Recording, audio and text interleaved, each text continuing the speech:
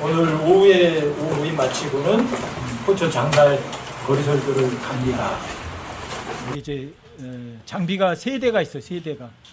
그래서 나누되면 아마 세 팀을 이렇게 나눠야 될 것 같은데, 여러분들이 참여하시는 거는 자유예요. 여러분들 스스로의 결정이에요. 부산에서 오신 분들도 같이 장날 가서 전도지 나눠주시고 복음 전하신다고 해서 너무 감사해요. 청주도 마찬가지야? 청주도 나가서 복음 전하고 하실 거야? 오후에는 우리 정혁기 형제님이 또 오셔서 거리설교에 대해서 또 복음에 대해서 다시 한번 설교해 주시고, 또 마치면 전도하러 나가도록 이렇게 하겠습니다.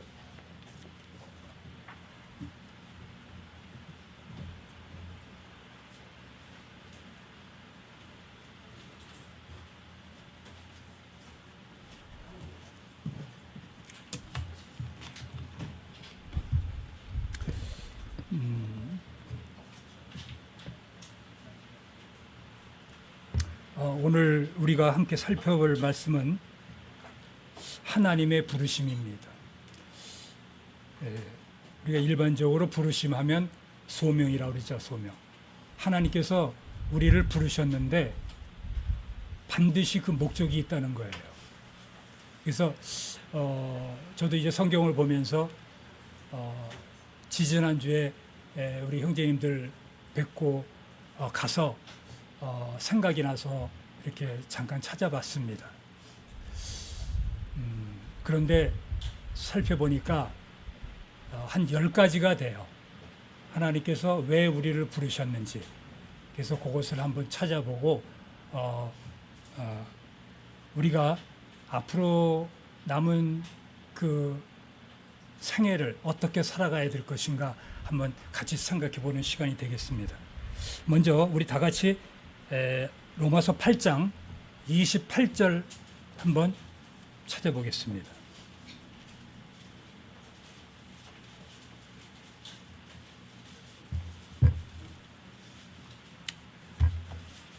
제가 봉독해 드리겠습니다.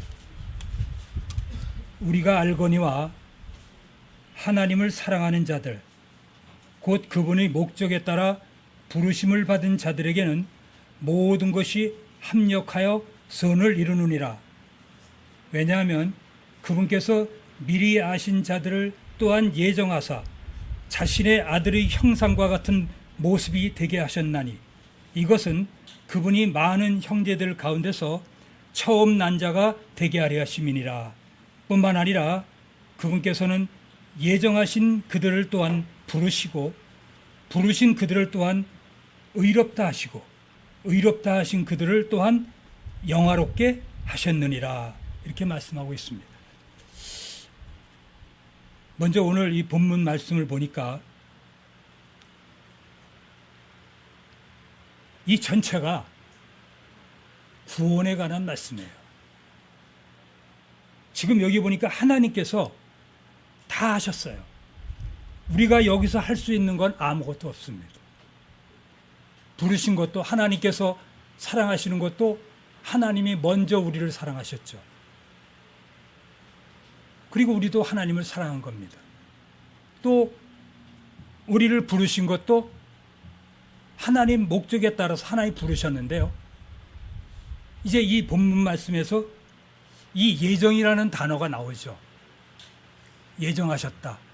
그러니까 일반적인 사람들은 교회에서는 뭐라고 이야기를 하냐면 창세전에 하나님께서 이 사람은 구원받을 사람이고 이 사람은 지옥 갈 사람으로 예정되어 있다 이렇게 말씀하고 있어요.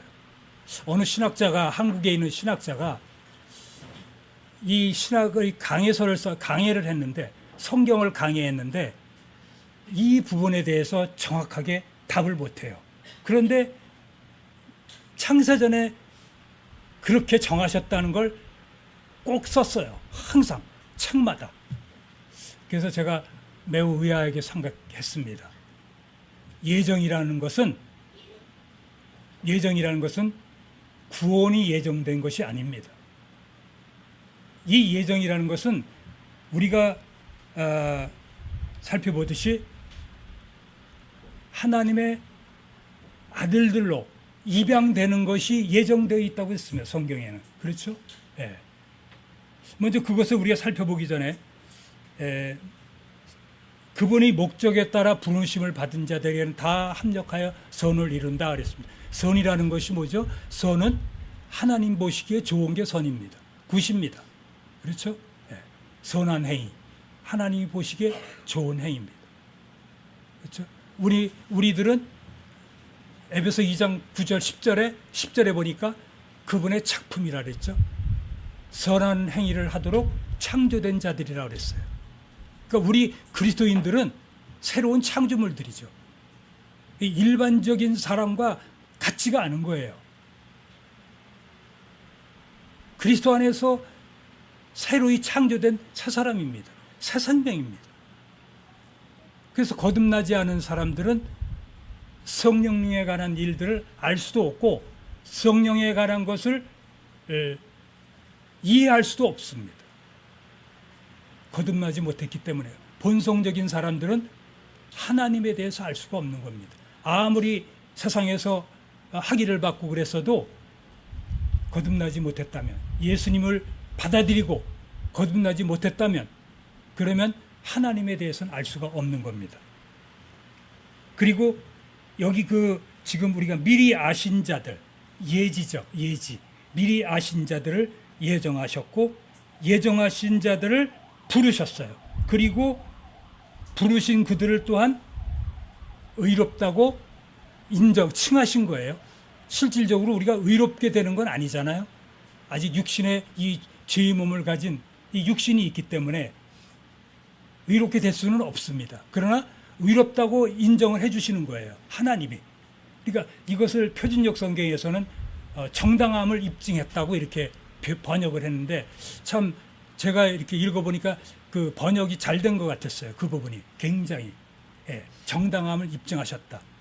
우리가 예수님을 믿고 받아들였더니 하나님께서 우리의 정당함을 입증해 주셨다는 거예요.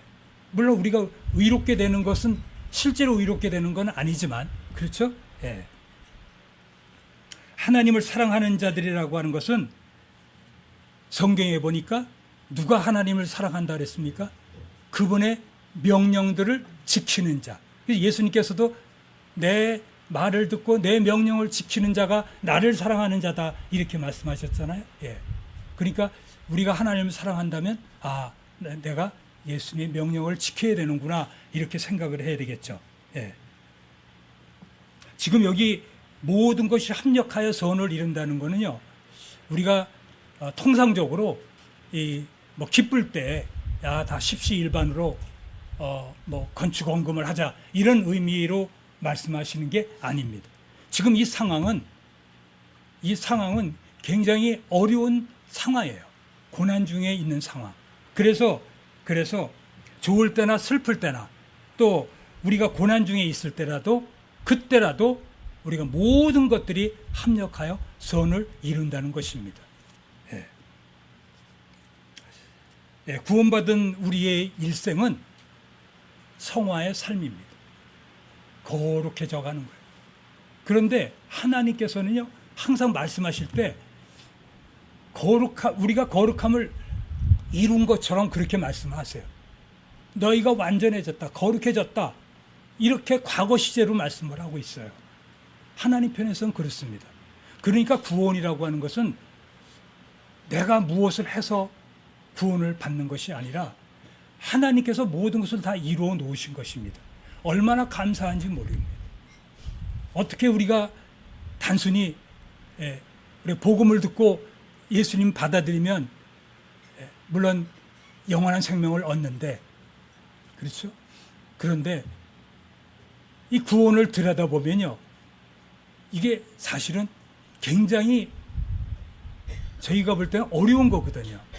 그런데 하나님께서는 이걸 다 이루어 놓으셨어요. 그러니까 하나님께서 예수님을 보시고 우리를 그렇게 말씀하시는 거거든요. 우리는 실제 그렇지 못한데, 그런데 하나님께서는 그리스도께서 우리를 위해서 중보하시니까 그 우리의 중보를 받아들이시는 거죠. 그렇죠?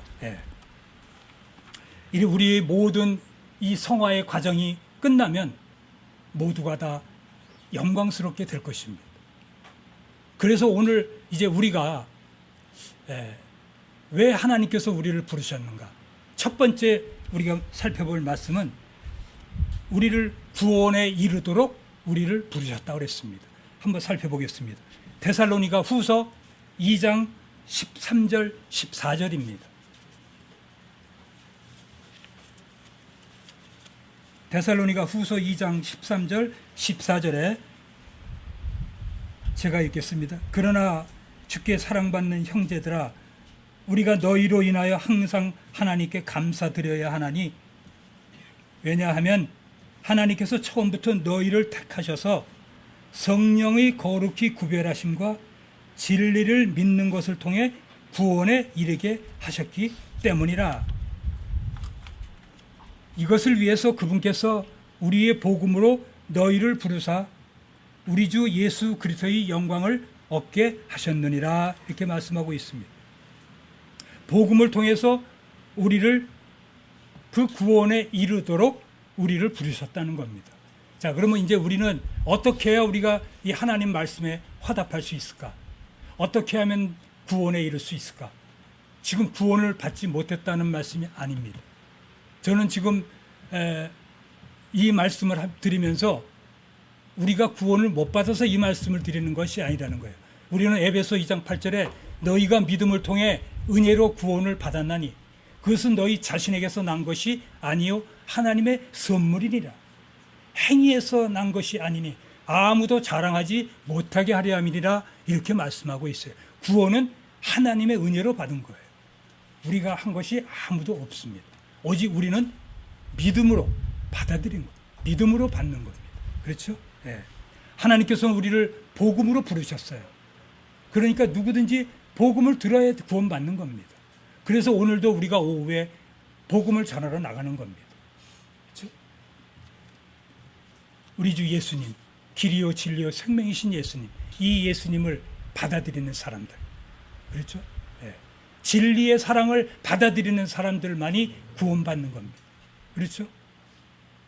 세상에서 악한 일을 했다고 해서 그것 가지고 지옥 가는 것이 아니라고 했습니다.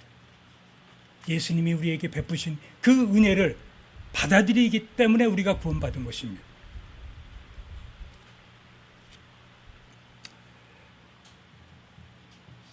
우리 중에 우리는 예수님을 믿고 받아들였더니 성령께서 우리를 그리스도의 몸 안으로 집어넣으셨어요. 그래서 우리는 다 그리스도 안에 있습니다. 에베소 1장 4절에 보니까 그리스도 안에서 너희를 택하사 이렇게 말씀합니다. 그리스도 안에 있는 자는 그리스도 안에 있다는 말은 하나님의 자녀가 되었다는 말입니다. 그 말이 그겁니다. 내가 그리스도 안에 있다. 내가 하나님의 자녀가 되었다. 이 말씀을 하고 있는 겁니다. 그리스도 밖에서 구원받은 사람은 아무도 없습니다. 그리스도를 통하지 않으면 저 하늘나라에 갈 수가 없죠. 그렇죠? 이 예수님이 직접 말씀하셨으니까요. 내가 길이요 진리요 생명이니 나를 통하지 않고서는 아무도 아버지께 오지 못하느니라 말씀하셨어요. 우리는 성경의 진리를 믿기 때문에 우리가 복음을 그대로 전하는 겁니다. 사람의 말의 지혜로 복음을 전하는 게 아닙니다. 우리의 구원의 목표는 부활의 영광을 얻는 거예요. 지금 제가 뭐라고 말씀드렸습니까? 부활의 영광을 얻는 겁니다. 마지막 단계가 영화롭게 되는 것이라고 그랬죠. 하나님께서는 영화롭게 하셨어요. 그러니까 우리는 영화롭게 되는 것이 마지막 우리의 목표입니다. 그렇죠? 그러니까 그 목표를 향해서 우리는 그 표대를 향해서 우리는 달려가야 됩니다. 요즘 세상이 굉장히 어지럽습니다. 그렇죠? 세상적으로도 그렇고 우리가 우리 자신을 볼 때마다 항상 넘어질 뿐이에요. 항상 그리스도를 바라봐야 되죠.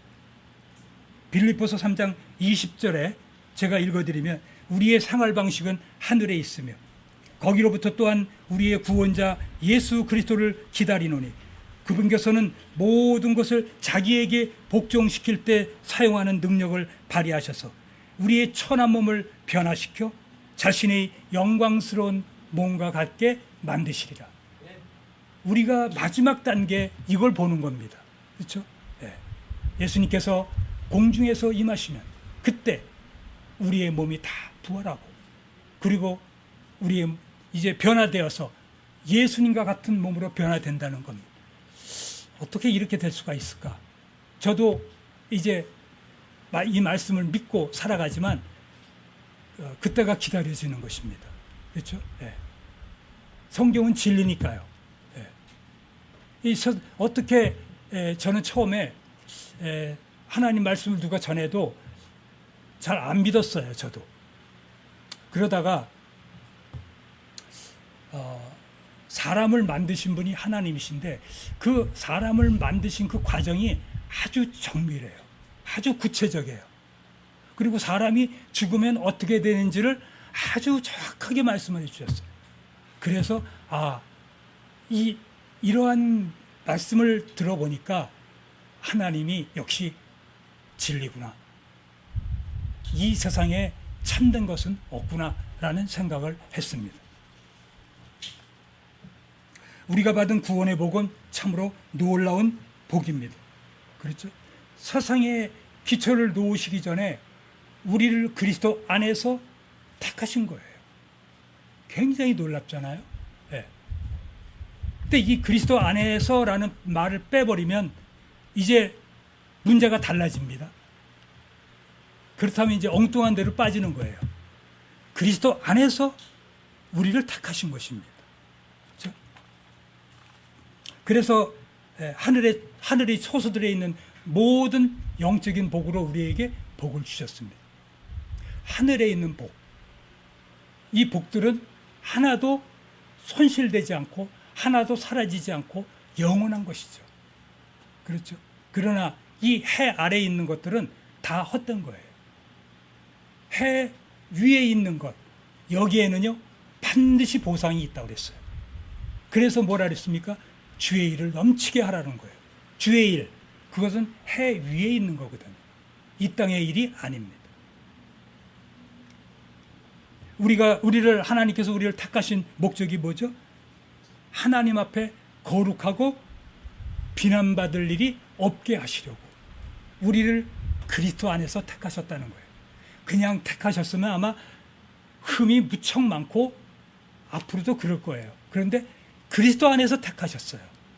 저는 그래서 그리스도 안에서 그리스도를 통하여 이런 말씀들을 굉장히 아주 제가 좋아하는 말씀 단어들입니다.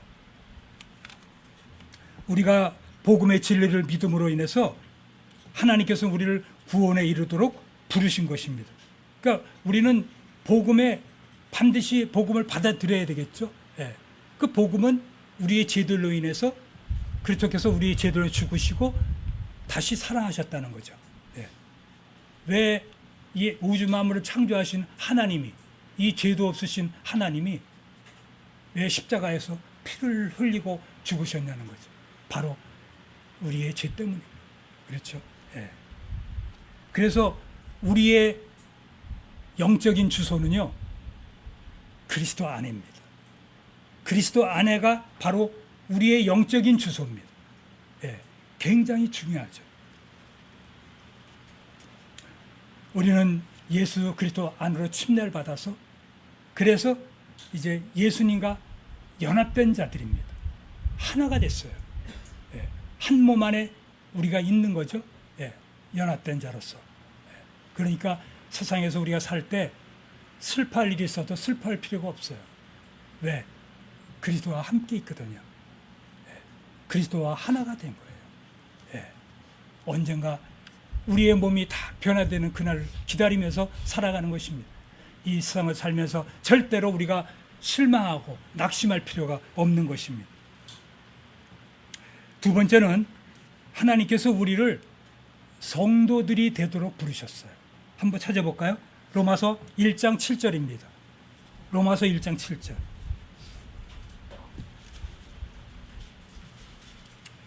제가 읽겠습니다. 바울은 로마에서 하나님께 사랑을 받고 성도로 부르심을 받은 모든 사람에게 편지하노니 하나님 우리 아버지와 주 예수 그리스도로부터 은혜와 평강이 너희에게 있을지어다. 이렇게 말씀.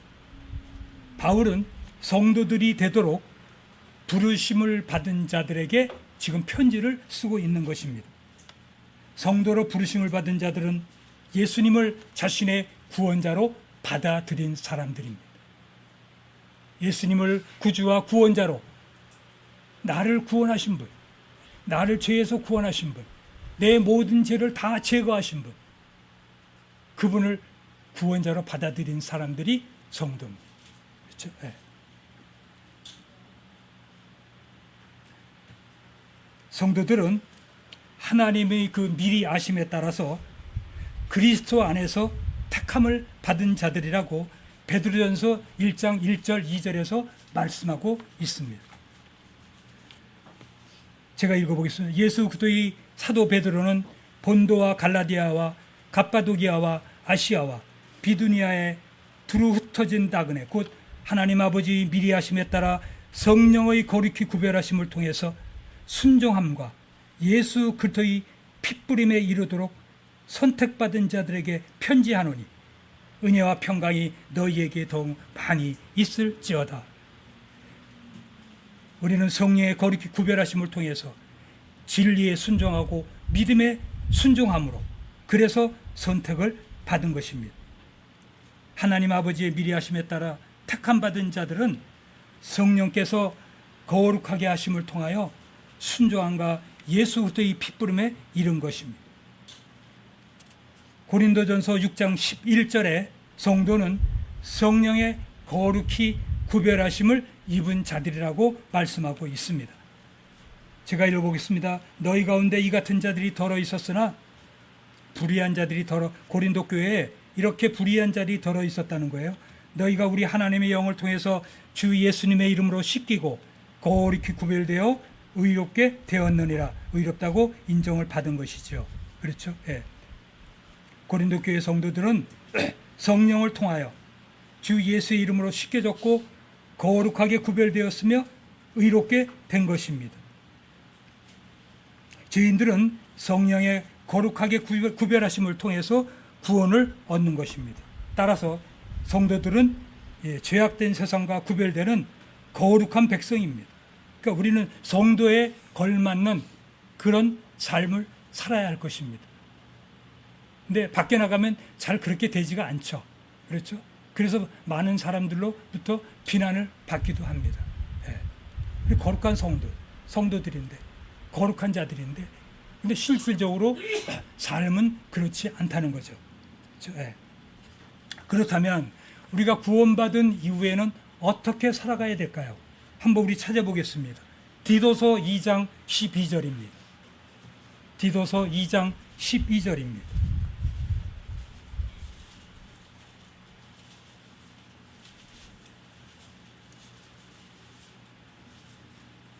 제가 먼저 11절을 읽고 그 다음에 제가 12절을 읽어보겠습니다. 11절 구원을 가져다 주시는 하나님의 은혜가 모든 사람에게 나타나.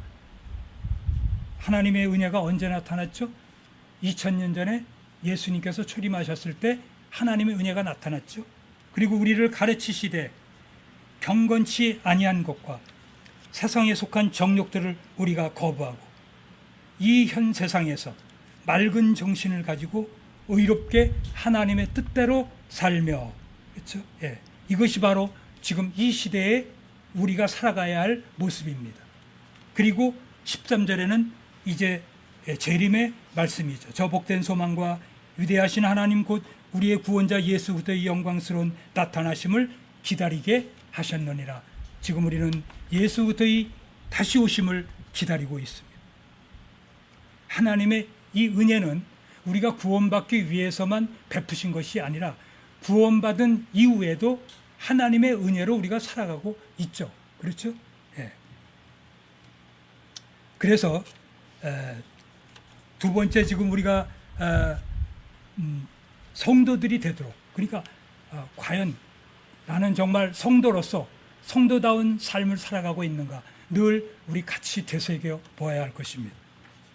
세 번째로는 우리가 주님과 교제하도록 우리를 부르셨다고 말씀하고 있습니다. 고린도전서 1장 9절을 한번 찾아보겠습니다. 고린도전서 1장 9절.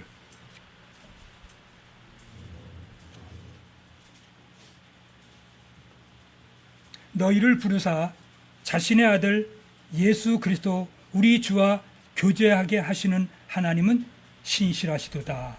이렇게 말씀합니다. 그렇죠? 우리가 지금 우리 그리스도와 늘 교제하고 있죠. 언제 어디서나 주님과 교제하고 있어요. 밖을 나갈 때마다 먼저 주님과 함께 교제하고 기도하고 이렇게 나가지 않습니까? 그렇게 교제하기를 원하시는 겁니다. 그런데 여기서 교제라고 하는 것은 단순히 그냥 교제하는 게 아닙니다. 이 교제라고 하는 것은 하나님을 알아가는 걸 말하는 것이죠. 그렇죠? 요한일서 1장 3절에 보니까 우리의 교제는 하나님 아버지와 함께하는 것이며 예수 그리스도와 함께하는 것이다. 이렇게 말씀하고 있습니다. 그렇죠? 성도들의 교제는 단순히 육신적인 교제가 아닙니다. 아버지와 아들 예수님과 함께하는 그런 영적인 교제인 것입니다. 그렇죠? 영적인 교제가 없이 살아가는 사람이 우리 가운데 있을까요? 없을 것입니다. 거듭난 사람이라면 다 영적인 교제가 없이는 살 수가 없습니다. 그러니까 육신적인 사람들은 이 영적인 것과 잘 구분을 못합니다. 영적인 교제도 못하고요. 그리고 지금 하늘에 이미 그리스도와 함께 앉혀져 있다 이렇게 말씀하시니까 지금 우리 몸이 여기 살아있는데 어떻게 해서 하늘에 앉혀졌다고 말하느냐 이렇게 이야기하는 겁니다. 그렇죠? 우리 주님과의 교제의 목적은 주를 알기 위함, 주를 알아가야, 주를 알아야 되죠. 그렇죠? 요한복음 17장 3절에 보니까 영생은 이것이니 그들이 참 하나님 아버지와 아버지께서 보내신 자 예수 그리스도를 알게 하려는 것이니이다 이렇게 말씀하고 있어요. 아는 것, 이것이 알게 하려는 목적이에요. 그게 더 정확한 거라면 아는 것이다가 아니라 알게 하려는 것입니다. 17장 3절에 그렇습니다.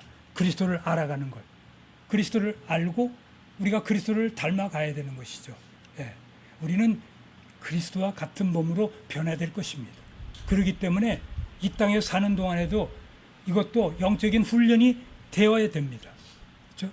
우리가 말씀을 보면서 그런 영적인 교제가 없이는 불가능합니다. 금방 우리가 쓰러지고 넘어질 수밖에 없습니다. 예수님을 우리가 알지 못하고 사는 것은 영적인 사망입니다. 영적인 사망이에요. 예수님을 모르는 것. 이것은 영적인 사망입니다. 그리스도를 아는 것이 우리 인생의 목적이 되어야 합니다. 한번 우리 찾아보겠습니다. 빌립보서 3장 7절입니다. 빌립보서 3장 7절 11절에 빌립보서 3장 7절부터 11절까지입니다. 제가 읽어드리겠습니다. 그러나 무엇이든지 내게 이득이 되던 것들을 곧 그것들을 내가 그리스도를 위하여 손실로 여겼으며 참으로 확실히 모든 것을 손실로 여김은 그리스도 예수 내 주를 아는 지식이 매우 탁월하기 때문이라. 내가 그분을 위하여 모든 것에 손실을 입고 그것들을 단지 배설물로 여김은 내가 그리스도를 얻고 율법에서 난 내 자신의 의가 아니라 그리스도의 믿음을 통한 의, 곧 믿음으로 말미암아 하나님에게서 난 의를 소유한 채 그분 안에서 발견되려 함이라.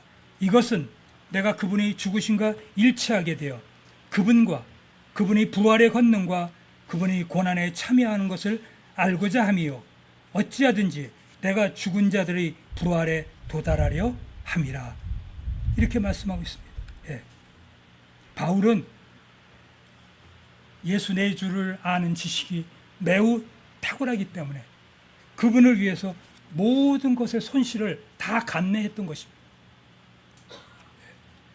우리가 사람을 인격적으로 알려면 그분 사람들과 교제를 해야 되겠죠. 동일하게 우리가 그리스도를 알려면 그리스도와 교제를 통해서 그리스도를 알 수가 있는 것입니다. 바울이 세 가지를 알기를 원했어요. 그리스도를 알기를 원했고, 두 번째는 그분의 부활의 권능, 그 부활의 파워를 알기를 원했던 겁니다. 그리고 그분의 고난들의 교제, 그분의 고난들의 교제. 예수님께서 어떻게 하면 그렇게 큰 고난을 다 겪으셨을까? 침뱉음을 당하셨어요. 조롱을 받으시고 어떻게 그 고난을 감내하셨을까? 이걸 알기를 원했던 겁니다. 그래서 바울도 역시 자신도 예수님을 본받아서 그렇게 고난을 받기도 했던 것입니다. 그분이 죽으심과 일치되어라는 말은 그분과 함께 죽었다는 말입니다. 그래서 바울은 날마다 죽노라 이렇게 말씀하고 있습니다. 그렇죠? 그분의 부활의 권능은 우리 죽을 몸도 살리시는 그런 강력한 파워입니다. 로마서 8장 11절에 그렇게 말씀하고 있어요. 만일 예수님을 죽은 자들로부터 일으키신 분의 영께서 너희 안에 계시면, 다시 말하면 성령이 너희 안에 계시면 그리스도를 죽은 자들로부터 일으키신 분께서 너희 안에 거하시는 자신의 영을 통해서 너희의 죽을 몸도 살리시리라. 그렇죠? 저와 여러분은 반드시 부활합니다. 그렇죠? 우리는 부활을 믿습니다. 사망은 승리 가운데 삼켜질 거예요.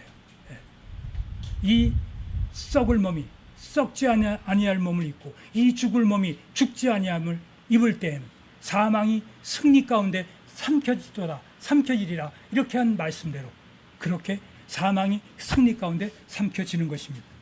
그 다음에 네 번째로 하나님께서는 왜 우리를 부르셨는가? 우리를 화평에 이르도록 부르셨다고 그랬습니다. 고린도전서 7장 15절을 한번 찾아보겠습니다. 고린도전서 7장 15절입니다. 그러나 믿지 않는 자가 떠나거든 떠나게 하라. 형제나 자매나 그런 경우에 속박을 받지 아니하느니라. 그러나 하나님은 화평에 이르도록 우리를 부르셨느니라. 우리는 하나님의 화평에 이르도록 그리스도 안에서 한 몸 안에서 우리가 부르심을 받았습니다. 그렇죠? 하나님께서 주시는 그 화평은 그리스도 안에서 주어지는 것입니다. 그러니까 모든 것이 다 그리스도 안에서 주어지는 거예요.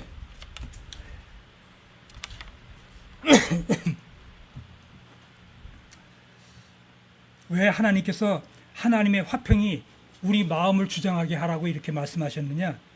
우리는 우리 마음의 화평을 잃어버릴 때가 굉장히 많기 때문에 그렇습니다. 그렇죠? 염려하고 조금만 어려운 일이 닥치면 걱정, 근심하고 그렇기 때문에 화평을 잃어버리는 것입니다. 그렇죠? 그럴 때마다 우리는 우리의 믿음 없음을 회개하고 하나님을 의지하고 그분의 은혜를 강구해야 될 것입니다. 그러면 하나님의 화평이 우리의 마음을 주장할 것입니다. 아무것도 염려하지 말고 모든 일에서 기도와 간구로 너희가 요청할 것들을 감사와 더불어 하나님께 알리라. 그리하면 모든 지각을, 모든 이해를 뛰어넘는 하나님의 평안이 그리스도 예수님을 통해서 너희 마음과 생각을 지키시라고 말씀하고 있습니다. 그렇습니다. 우리는 가능하다면 모든 사람들과 화평해야 됩니다.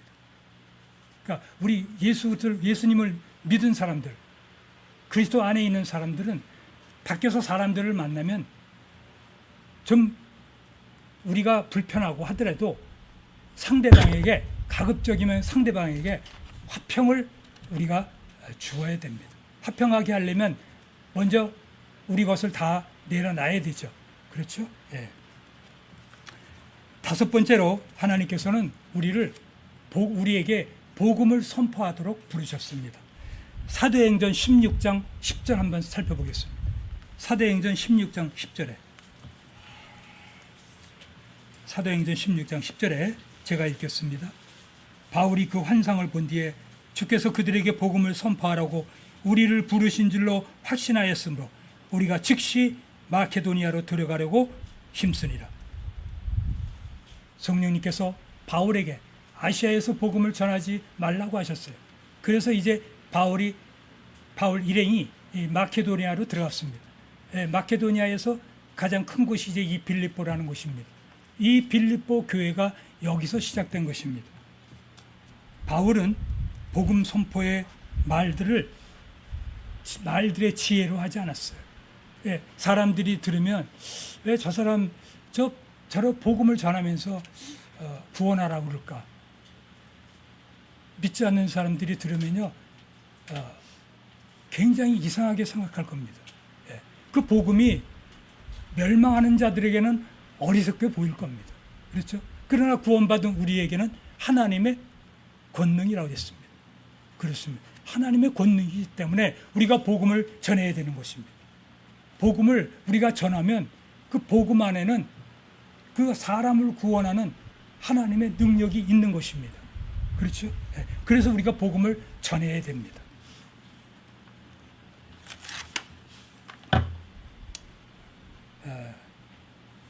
우리가 복음을 전할 때 특별히 주의할 것은 우리의 지혜로 복음을 전해서는 안 된다는 거죠. 그래서 이 바울이 고린도전서 15장 3절 4절에서 그 복음을 무엇이라고 정의를 내려준 거 아니겠습니까?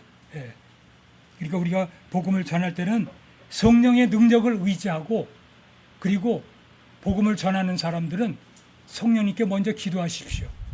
오늘 제가 복음을 전하는데, 오늘 제가 지나가는 분들에게 이 전도지를 나눠주고 복음을 전하는데 성령께서 역사해 주셔서 저분도 구원해 달라고 이렇게 기도하시고 시작하시면 하나님의 능력이 또한 나타나리라고 생각이 됩니다. 여섯 번째로, 하나님께서 우리를 부르셨는데 왜 부르셨느냐, 어떤 목적으로 부르셨느냐, 우리를 자유에 이르게 하려고 부르셨다 그랬습니다. 갈라디아서 5장 13절에 형제들아 너희가 부르심을 받아 자유함에 이르렀으나 오직 그 자유를 육신의 기회로 쓰지 말고 사랑으로 서로를 섬기라, 이렇게 말씀하고 있어요. 우리를 자유에 이르도록 부르셨어요. 우리는 죄에서 자유롭게 되었고 율법으로부터 자유롭게 되었어요. 그렇죠? 그런데 이 자유를 우리가 육신의 기회로 쓰지는 악을 가리우는데, 악을 덮는데 사용하지 말아야 되겠죠. 그렇죠? 예. 그리스도인들은 자유를 위해서 부르심을 받은 것입니다. 이 자유가 어떤 방식으로든 약한 자들에게 장애물이 되지 않도록 해야 할 것입니다. 복음 안에서 자유란 예수님께서 십자가에 죽으심으로 우리의 의를 이루시고 율법이 저주로부터 우리를 자유케 하신 그 자유입니다. 그렇죠? 예. 시간이 없어서 일곱 번째로 중요한 말씀입니다.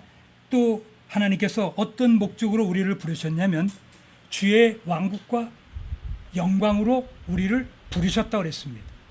예. 데살로니가전서 2장 12절 한번 찾아보겠습니다. 데살로니가전서 2장 12절입니다.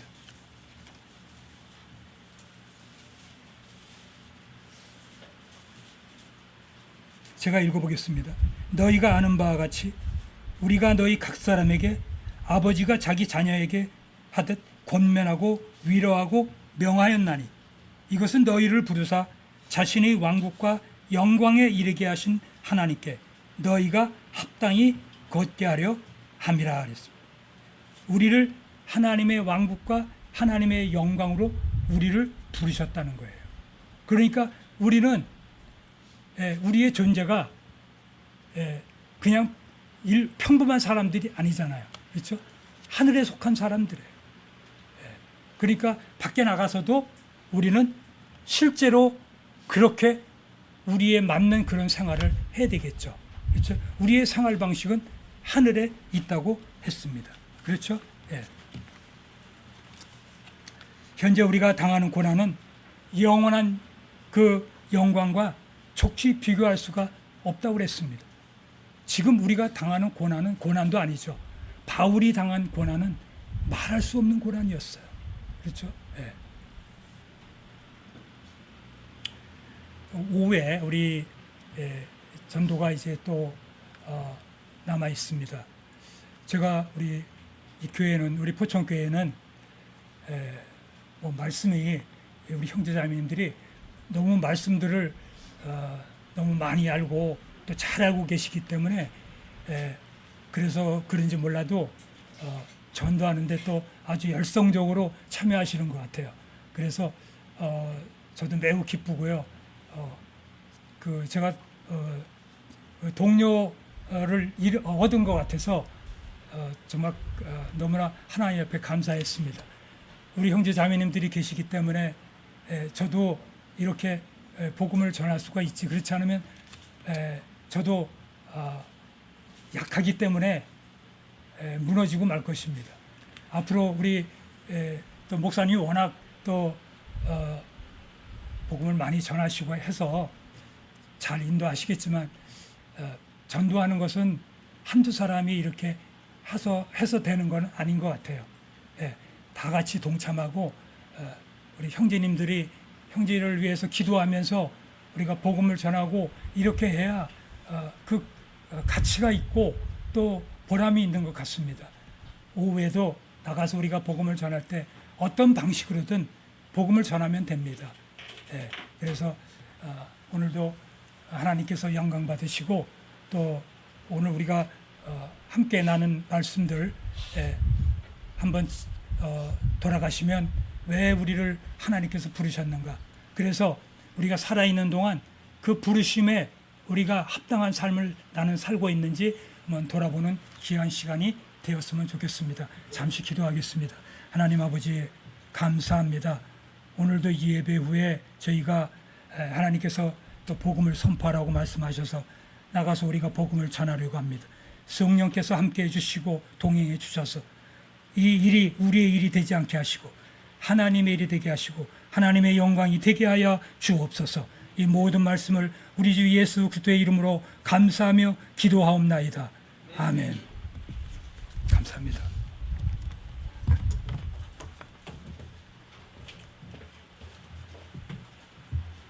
오후에 출동 준비하겠습니다. 여러분들 잘 아시다시피 제가 몇 번 반복해서 말씀드렸듯이 그리스도인들에게 화가 있다는 표현이 딱 한 번밖에 없어요. 고린도전서 9장 16절에서 딱 한 번이에요.